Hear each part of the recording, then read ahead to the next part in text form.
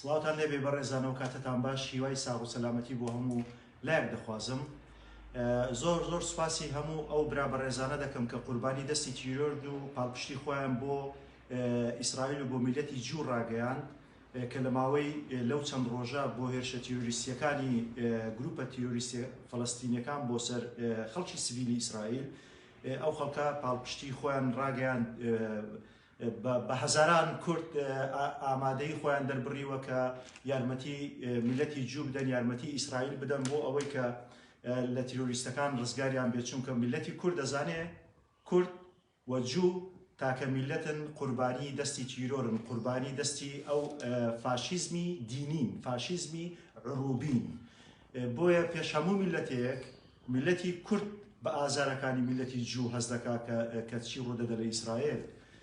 بۆیە هیوادارم هەر کەسێک لە هەر وڵاتێک دەژیە نامەی پاڵپشتی بنێرێ بۆ کۆمیونیتی جووەکان لە ئەوروپا یاخود باڵۆزخانەکانی ئیسرائیل لە ئەوروپا دەتوانن پەیوەندیم پێوە بکەن. من نامەی دیبلۆماسی، نامەی جوانم ئامادە کردووە، هەموو کەسێک دەتوانێت ئەو نامەیە بنێرێ بۆ کۆمیونیتی جووەکان لە ئەمریکا، لە کەنەدا، لە ئەوروپا، لە ئوسترالیا، لە هەر شوێنێکی دنیاەیە. کاتی ئەوەی نیە ئێمە بپرسین بڵێن بۆچی ئیسرائیل پاڵپشتی کورد ناکاتن، بۆچی لە کەوتنی ئەفرین ئیسرائیل پاڵپشتی کوردی نەکرد، بۆچی لە کەوتنی کەرکووک ئیسرائیل پاڵپشتی کوردی نەکرد. بەڵام کاتی ئەوەیە بزانن لە هەموو دنیا تاکە میلەتی کە دژی ئێوە نییە میلەتی جووە. یەک جووی نادۆزنەوە کە ڕۆژێک لە ڕۆژان دژی دۆزی کورد بێ، بەڵام عەرەب و فەڵەستینی بە هیچ شێوەیەک دۆستی کورد نەبوونە و سەیری کاتی ڕیفراندۆم کرد میلەتی جوو بە هەموو شێوەیەک پاڵپشتی ئێوە بوو. بەڵام یەک عەرەب نادۆزنەوە لە خالید مەشعەل و حەسەن نەسرەڵڵا و تا هەمویان بگرێت یەک کەس نادۆزنەوە کە پاڵپشتی دۆزی ڕیفراندۆم و سەربەخۆی کورد و کوردستان بێ. بۆیە تکایە کاتی ئەوە نییە کە ئێمە بڵێن چ ڕوو دەدا ئیسرائیل چۆن پاڵپشتی کوردە، ئیسرائیل چۆن پاڵپشتی کورد نییە. نەخێر، تاکە میلەتی کە لە هەموو دنیای ڕقی لێ دەبنەوە میلەتی جووە، میلەتی کووردە. عەرەب، تورک، فارس دژی کوردن، دژی جوون. ئێمە هیچ هاوپەیمانێتێکمان نییە وەکو کورد لەگەڵ هیچ میلەتێک. هەموو میلەتێک ئەوەی کە خۆی زۆر بە دۆستی و ئێمە دەزانی ڕۆژگارێک لە ڕۆژە سەختەکانی ئەنفال و هەڵەبجە و کیمیاباران و لە هەموو کاتەکان پاڵپشتی کورد نەبوونە، تاکە میلەتی کە پاڵپشتی کورد بووە کە هەست بە ئازارەکانی نێتەوەی کورد دەکات میلەتی جووە. میلەتی جوو شتێکە، دەوڵەتی ئیسرائیل شتێکی ترە، تکایەنێکی جیا بکەنەوە. دوو شتی لەکتری جیاوازن. بڕۆ سەیرکەن سێرشکەن لە گۆگڵ بزانێ یەک جووی دەدۆزنەوە دۆزی کورد بێ، بەڵام بڕۆ بگەڕێن بزانە یەک عەرەب، یەک تورک، یەک فارس دەدۆزنەوە کە تاسەری ئێسقان وەکو جوو پاڵپشتی دۆزینەتەوەی کووردە.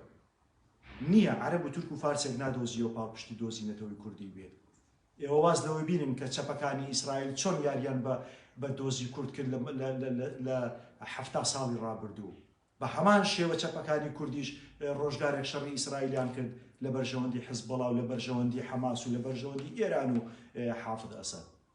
بۆیە تکا دەکەم ئەوەتان لەبیر بێ کاتێک هەڵەبجە کیمیاباران کرا، ئەو بەرازە ڕەشە بە ناوی یاسر عەرەفات گوتی خۆ سەدام حوسێن گوڵبارانیان ناکەن. ئەوەتان لەبیر بێ کە خالید مەشعەل و ئەو تیرۆریستەکانی تر لە کاتی ڕیفراندۆم چۆن پاڵپشتی ئۆردۆگانیان کرد، چۆن دژی کوردوەستانەوە. ئەوەتان لەبیر بێ کە خالید مەشعەل لە کاتی داگیرکردنی ئەفرین چۆن گوتی ئیرادەی تورکەکان سەرکەوت و دەبی کورد ژێر پێ بکەوێت. ئەو شتانەتان لەبیر بێ کەسێکی گروپێکی تیرۆریستی وەکو عەلی باپیر و وەکو ئیخوان موسلیمین و هەموو ئەو گروپانە ئەوڕۆ پاڵپشتی فەڵەستینیەکان دەکەن، ئەوانە کرێگرتن. ئەوڕۆ بە دەردەکەوێت کە چێ دۆستی چیەیە. لە ڕۆژە تاریکەکان، لە ڕۆژە سەختەکان، لە ڕۆژە ناخۆشەکان ڕوون دەبێتەوە کە چێ دۆستی چیە و چێ دوژمنی چیەیە. ئەو کوردەی بە شەرەف بێت تیرۆریست نەبێ، پاڵپشتی میلەتی جووە، پاڵپشتی ئیسرائیلە. ئەو کوردەی تیرۆریست بێ وەکو حەماس و گروپە تیرۆریستەکانی تر پاڵپشتی گروپە تیرۆریستە فەڵەستینیەکان دەکات. ئەوڕۆ لە گۆڕەپانەکانی ئیسرائیل چ ڕوودەدات؟ دوجار خوددا لەگەڵ میلەتی ئیسرائیلە وەکو چۆن خوددا لەگەڵ میلەتی کوردە. تکا دەکەم بە بەرپرسیارەتیەوە میدیای کوردی لە بارودۆخەکە بڕوانی، میدیای کوردی نەکەوێتە خزمەتی تیرۆریستان. میدیای وەکو ڕوودا و کەناڵەکانی تر نەکەونە خزمەتی گروپە تیرۆریستەکان کە هەموو کاتێک وا بڵاو دەکەنەوە کە نوێژی کۆب بە کۆمەڵ لە غەزە کرا کە ئیسرائیل منداڵی کورد منداڵی فەڵەستین دەکوژێ. نەخێر، ئەوان سڤیل دەکەنە قەلغان بۆ ئەوەی کە ئیسرائیل بۆمبارانی و شوێنانە بکات. کەسێکی 90 ساڵە کە تووشی غەیبوو بۆ سوزانێ ڕفاندن چیە، سوزانێ سیاست چیە، سوزانێ زایۆنیست و کۆمەنیست و ئیمپریالیزم و شتانە چییە، کوشتنی منداڵ سوزانێ ئەو شتانە چییە. ملەتی جوو ملەتێکی ئاشتی خوازە وەکو ملەتی کورد. ملەتی جوو تەنها دەوێتن بژی لەو دنیاە بێ ئەوەی کە دەستی بچیتە خوێنی هیچ کەسێک، چونکە لە دە کۆمنتەکەی موسا پێغەمبەر هاتووە دەڵێ یەکەم شت مەکوژە، بەڵام ئەوان کە شەڕ هاتە پێش دەرکەت ناچارت بکەم بۆ کوشتن تۆ چی بکەیت. لە یاساکانی ئیسرائیل وەها بڵاو بۆتەوە کە هەر کەسێک هەر تیرۆریستێک هات لە تەنیشتت کەسێکی تری کوشتۆ چەکت پێبوو بۆ نێبی کوژی. ئەوە دەوڵەتی ئیسرائیلە، ئەوە دیموکراتەتی میلەتی جووە، ئەوە ئینسانیەتی و مرۆڤایەتی میلەتی جووە.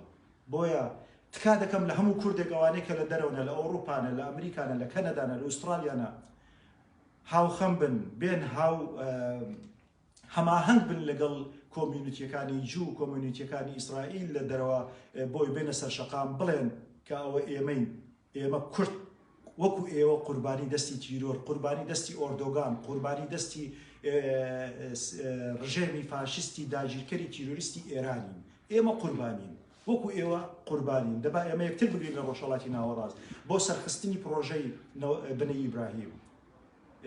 ئەو هێرشانە بۆچی دەکەن؟ قەتەر یارمەتی، قەتەر و تورکیا یارمەتی گروپە تیرۆریستەکان دەدەن بۆی ئیسرائیل پرۆژەی بەنی ئیبراهیم بوەستێنێ لە ناوچەکە. پرۆژەی بەنی ئیبراهیم پرۆژەیەکە کە ئایندێکی زۆر گەشاوە و ئایندێکی زۆر گەورەیە بۆ ملەتی کوردیش لە ناوچەکە، چونکە کاتێک کە خەونی ئیمپراتۆریا عوسمانی و سەفەوی بوەستێ کورد دەبێتە دەوڵات.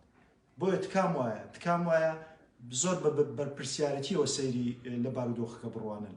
گرنگ نییە، بۆ ئێمە گرنگ نییە کە ئیسرائیل بۆچی سست و خاو بوو لەوەی کە تیرۆریستەکان لە سنوور، ئێستا ئیسرائیل بیلەوەی ناکاتەوە کە چۆن تیرۆریستەکان لە سنوورەکانەوە داخل بوون. بۆ ئیسرائیل گرنگ نیە ئێستا کە چۆن ئەوان توانیان ئەو زەربە گەورەی بوەشێن لە ئیسرائیل. بۆ ئیسرائیل گرنگە چۆن بتوانی بە ئەقلانی، بە لۆژیکی، بە مرۆڤانە وەڵامی گروپە تیرۆریستەکان بداتەوە. ئیسرائیل تیرۆریستەکان لەناو دەبات، ئەوانەی کە بوونەتە کانسێر، بوونەتە سەرەتان بۆ ڕۆژهەڵاتی ناوەڕاست، بۆ مرۆڤایەتی بوونەتە سەرەتانێکی زۆر گەورە.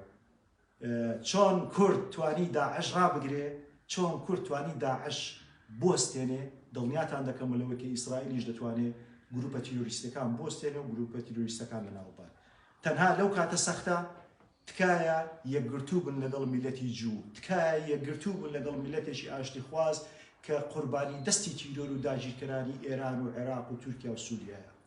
لێرەوە لە ناخی دڵمە و سوپاسی ئەومە و بەڕێزانە دەکەم کە پاڵپشت بوونە بە سەدان و بە هەزاران نامم بۆ هاتووە بۆ پاڵپشتی میلەتی جوو، بۆ پاڵپشتی دەوڵەتی ئیسرائیل کە بۆتە قوربانی هەمان گروپی تیرۆریست، بەڵام تەنها ئاڵایەکان جیاوازە، یەکسەر بە ئیرانە، یەکسەر بە تورکیایە. بۆ ئیسرائیل هەموو یەکە، بۆ کوردیش هەموو یەکە. جیاوازی نییە لە نێوان تیرۆریستی حزب الله و تیرۆریستی حەماس و تیرۆریستی داعش. بەراز هەر بەرازە، خەنزیر هەر خەنزیرە، ڕەش بێ، سپی بێ، هەرچی بێ هەر بەرازە، بەڵام ڕەنجیان جیاوازە. بە هیوای سەرکەوتن بۆ میلەتی کورد، بۆ میلەتی ئیسرائیل، خوا لەگەڵ بەنی ئیسرائیلە، خوا لەگەڵ بەنی ئیبراهیمە، لەگەڵ کوردەکانە، لەگەڵ جووەکانە. خوا هەردوو میلەت بپارێزێ، بژی ئیسرائیل، بژی کوردستان.